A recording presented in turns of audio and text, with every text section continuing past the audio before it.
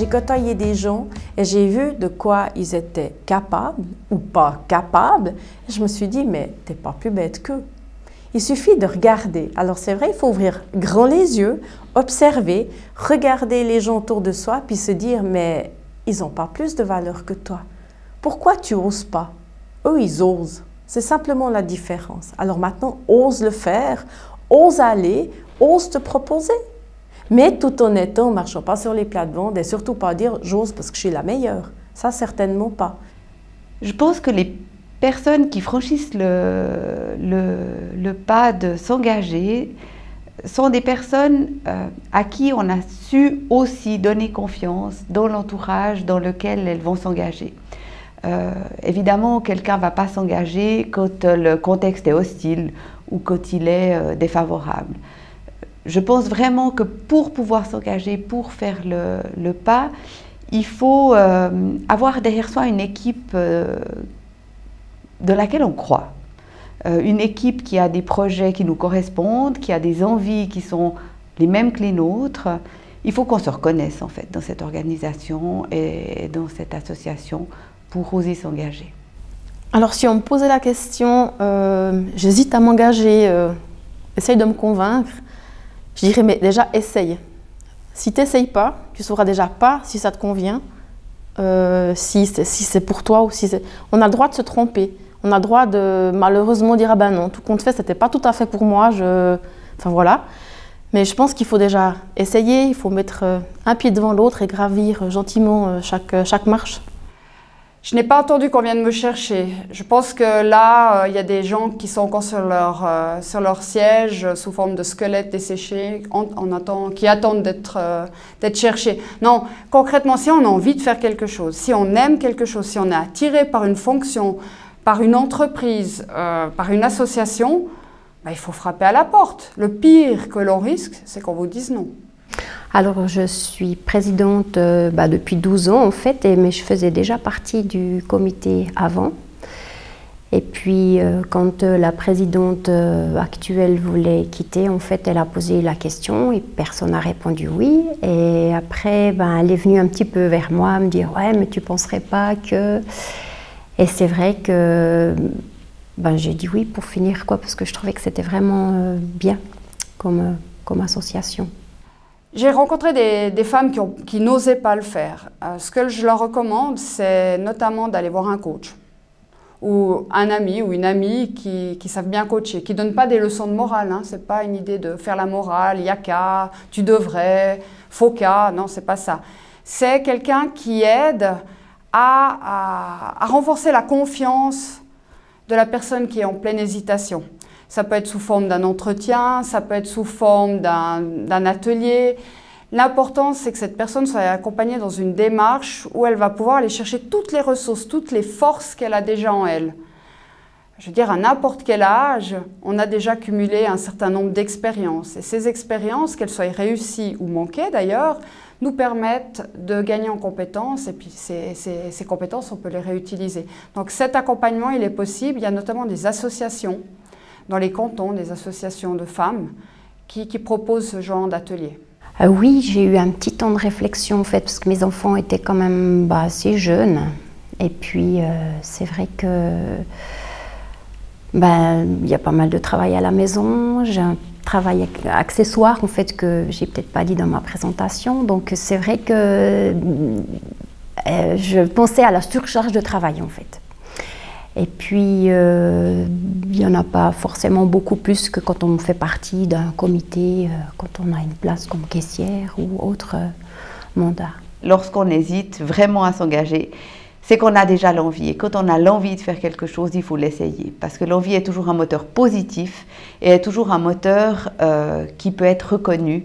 Après, eh bien, voilà, il faut aussi savoir que lorsqu'on s'engage dans une association, ce n'est pas à vie. C'est pour des choses qui nous font plaisir, qui correspondent à une envie, un besoin, et qu'à tout moment, on peut donner, on peut recevoir, et on peut aussi arrêter un engagement. J'entends souvent « mais si tu t'engages, c'est pour toujours ». C'est pour une période, c'est pour un bon moment, évidemment, mais ça doit surtout être en accord avec soi-même. Pour qu'un engagement soit positif et soit bienveillant et soit reconnu, il faut qu'il nous corresponde. Pour trouver ma place, en fait, il a fallu que j'ouvre la porte et que je mette le pied dedans. Et que je dise, ouais, je suis là, je veux aussi faire quelque chose pour vous. Mais pas seulement en back-office, j'ai aussi envie de partager le devant de la scène avec vous.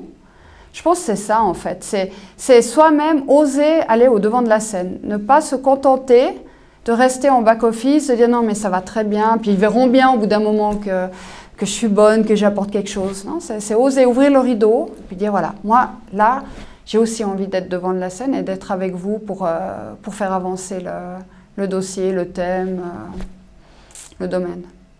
Alors moi, je dirais qu'il faut foncer, ne pas avoir peur de s'engager.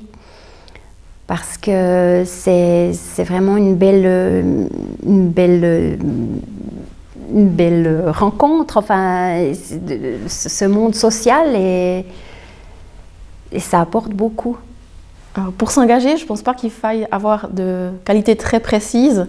Il faut avoir envie de donner de son temps, de sa personne, et puis avoir un petit peu l'esprit ouvert, et puis oui, être curieux. Ça, je pense que c'est une qualité qui est importante.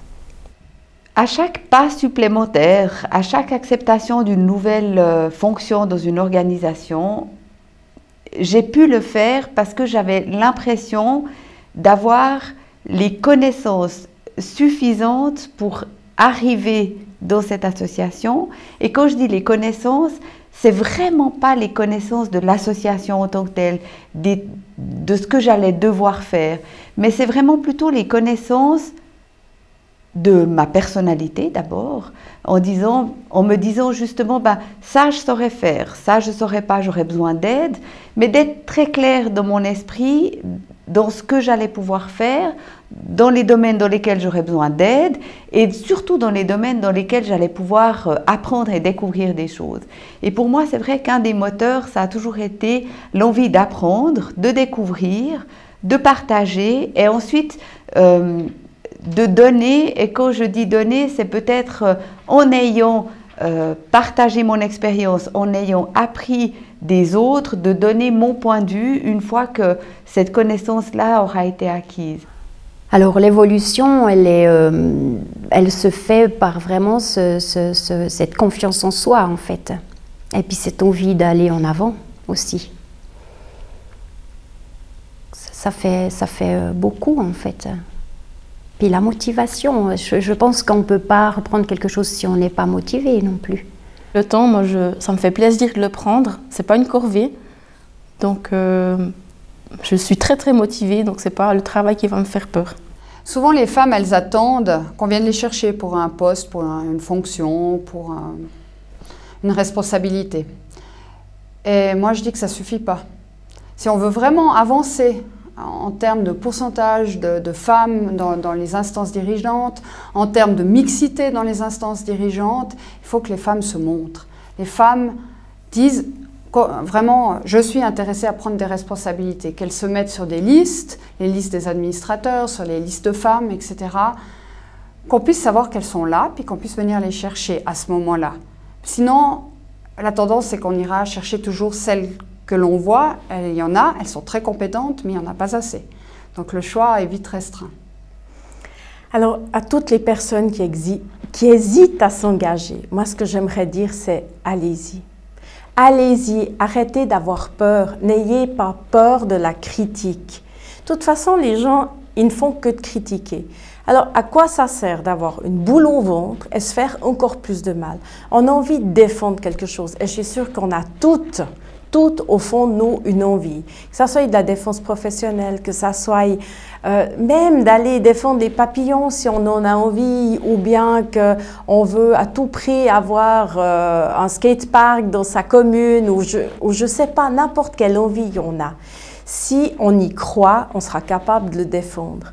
Donc allez-y, arrêtez d'hésiter, arrêtez d'avoir peur, et puis vous êtes toutes capables, toutes capables.